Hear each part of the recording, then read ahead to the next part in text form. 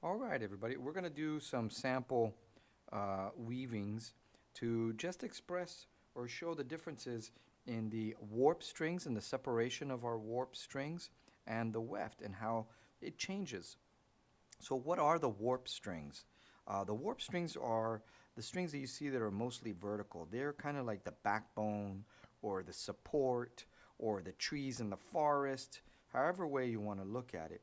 But they give the structure to the fabric, to the weave itself. Okay? And then we have our weft, which is the string or the material that we weave in and out of the warp strings. Now for this sample weaving, we're going to need some things, some supplies. We're going to need at least some thin cardboard or heavy cardstock paper. So this is kind of like thin cardboard right here. You can find that with a shoebox, possibly, or some heavy cardstock paper. That could be something like, where we have our manila folders right here, and you can probably cut this, which is what I've done here. I've used manila folder right over here, right? So that's what we have. Another idea that you can use as the foundation for the weave or the weaving is maybe paper plates, and you can cut down a paper plate. The other thing that we're going to need is the number 4, the weight number 4 yarn. Now this is just basic, very inexpensive acrylic yarn that you can buy in any craft hobby store. You can also get it in a blend of cotton and polyester or cotton acrylic. You can also get 100% cotton, like this brand, Lily, Sugar and Creams. This is all 100% cotton, very inexpensive. And when you look in the back of a lot of the yarns that you buy, you're going to see a bunch of information as to like what kind of knitting needles or crochet, or can you wash it and dry it. But right here, this is the number that you're looking for. And here we have medium number 4. This is all cotton.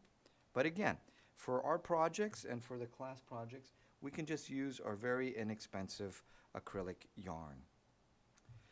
Okay, so another thing that we're going to need is, again, the ruler.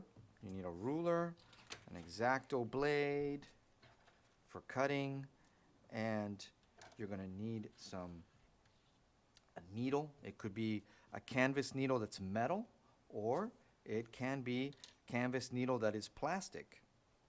And for the class, I'm just going to show you how, if you don't even have any of those things, you can use basically a paper clip that you open up on one end so that you can have a stick, and then you can put your yarn and then weave it through, which is, this actually works pretty good, All right. So our instructions are to get that board and have it be about 5 by 10 inches. But you can do it 5 by 8 inches. It doesn't really need to be 10 inches. And you're going to evenly space out, like the images below, the 3 groups, right? Evenly space them out. You're going to make slots that are different from one group to the other. Here we have slots top and bottom that are going to be 1/8 of an inch apart. Over here we have them 1/4 of an inch apart. And right over here we're going to have half of an inch apart, top and bottom. How deep should I cut into my cardboard or my cardstock? I would say 1/4 of an inch. So one of the things that you're going to do, and I'm going to use the paper, this cardstock right here, which it came from, those folders that you use in a file cabinet. I'm going to use this, and one of the things that we're going to do first is go ahead and measure for, like, how deep are we going to cut it. So right here I'm going to go 1/4 of an inch, and over here 1/4 of an inch, and the same thing right over here, 1/4 and 1/4. I'm going to draw that line.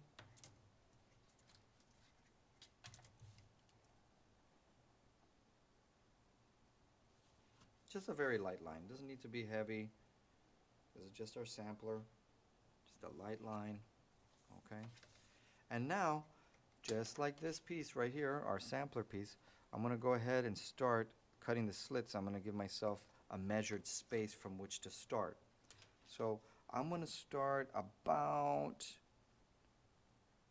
half an inch into my cardboard. So right here I'm going to do my first mark.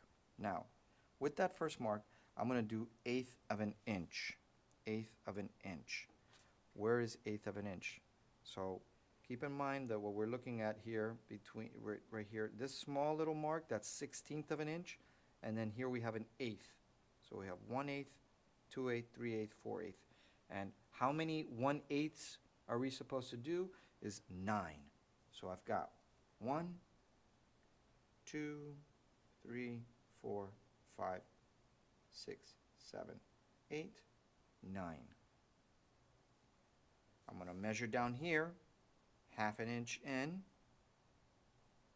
and that will be my 1, 2, 3, 4, 5, 6, 7, 8, 9.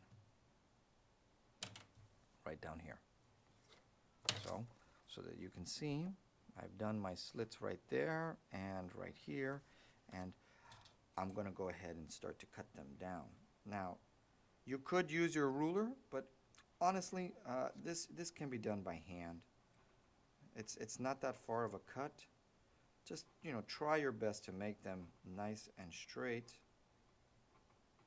to have all 9, right? So you can see right there, these are my 9. And we're going to do the other side now too as well.